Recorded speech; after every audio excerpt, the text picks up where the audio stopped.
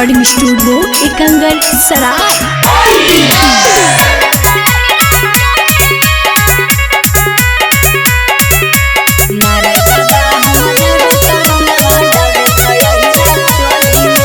DJ Kundan Raj presented by Krishna Films. एसो के होली खेले भौजी आ जाई हम पश्चिम टोली में।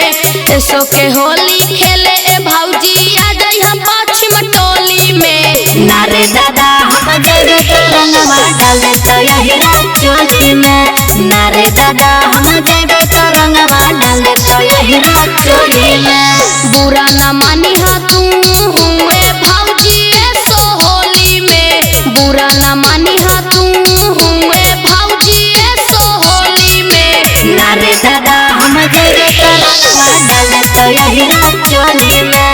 नारे दादा हम जेबे तो रंगवा डाले तो यही चोली में। डीजे कुंदन राज चूड़ी।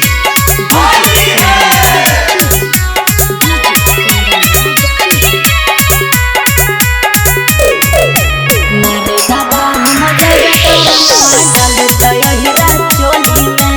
नारे दादा हम जेबे तो रंगवा डाले तो यही चोली में।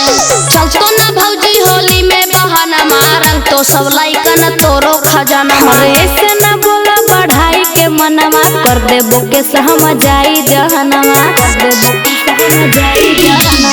चलतो ना भौजी होली में बहाना मारन तो सब लाइकन तोरो खजाना अरे ऐसे न बोला बढ़ाई के मनवा कर दे बुके से हम जाई जहनवा।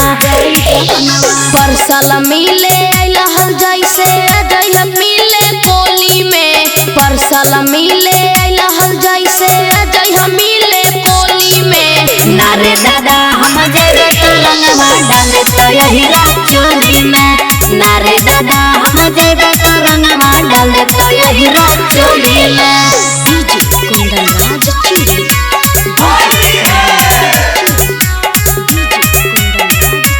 कृष्णा रिकॉर्डिंग स्टूडियो एकंगर सराय। नारे दादा हम जेबे तो रंगवा डाले तो यही चोली में। नारे दादा हम जेबे तो रंगवा डाले तो यही चोली में। गाया से लैली नया पिचकारी मानी ला बात हमर भौजी पियारी। पीले रहे सब दारू अतारी देतई ना से हमर नयका साड़ी। देतई ना से हमर नयका साड़ी। गाया से लैली नया पिचकारी मानी ला बात हमर भौजी पियारी। पीले रहे सब दारू अतारी देतई ना से हमर नयका साड़ी। मंडे धर्मेंद्र के बात तो भौजी मानी लाए सो होली में। कुंदन दीपकवा के बात तो भौजी मानी लाए सो होली में। नारे दादा हम जेबे तो रंगवा डाले तो यही चोली में। नारे दादा हम जेबे तो रंगवा डाले तो यही चोली में।